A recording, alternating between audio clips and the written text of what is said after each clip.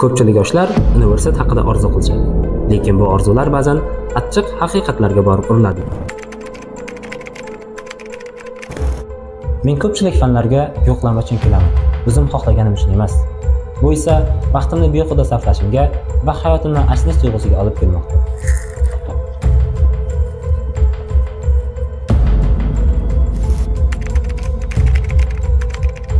Mening bilim darajamdan ko'ra formam uchun ko'proq qayg'urishadi. Bu kimga foydaligini hozirgacha anglab yetganim yo'q.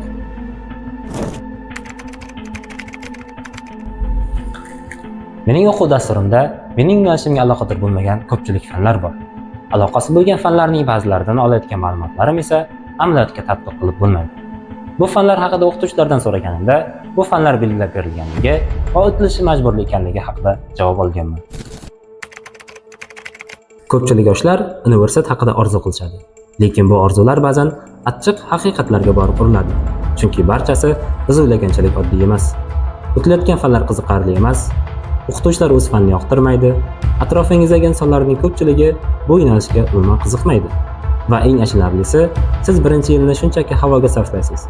Tarix, falsafa, dinshunoslik va jismoniy tarbiya kabi fanlarning sizning yo'nalishingizga umuman aloqasi yo'q. Yuqoridagi videodagi talabalar kabi siz, ukangiz yoki farzandingiz keyingi 2-3 yilda afsuslanmasligi uchun bizning jamoamizga qo'shiling va keyingi videolarni albatta ko'ring.